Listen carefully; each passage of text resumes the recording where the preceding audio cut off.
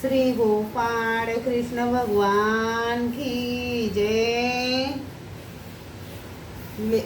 लीळा number 146। माकडाला झोडी न दाखवण्याच्या अपराधाबद्दल शिक्षा। पण एके दिवशी सण होता। सर्व भक्तजण भिक्षा करायला गेले, माकडही गेले। सर्वजण भिक्षा करून आले, सर्वज्ञांना झोड्या दाखवल्या, परंतु माकडाने मात्र आपली कोरक्याची झोडी लपवली।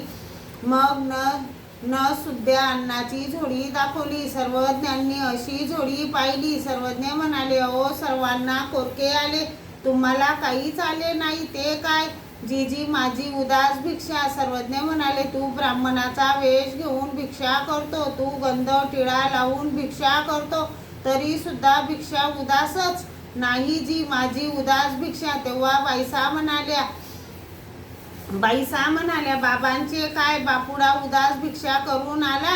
सर्वज्ञ म्हणाले, जा हो उंच मठात नारायणाच्या मागे कोरक्याची झोडी लपवली आहे, ती घेऊन या। भक्तजन गेले, उंच मठात नारायणाच्या मागे झोडी लपवली होती, ती घेऊन आले। सर्वज्ञांनी अशी पाहिली तर पुरणपोळ्या, काही पूर्ण तर काही अर्ध्या असे सर्व पदार्थ होते। सर्वज्ञ म्हणाले, असे का केले?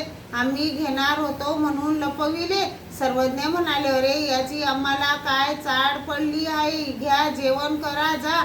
माकड लज्जित होऊन जमिनीवर रेगा काढू लागले। तेव्हा बाईसा म्हणाल्या, पोरा, तुझ्या प्रेताला बांधावे घुंगरू आणि वाजत न्यावे मसणवटीपर्यंत, बाबांशी खोटं बोललास, अशी रागावली। श्री गोपाळ कृष्ण भगवान की जय।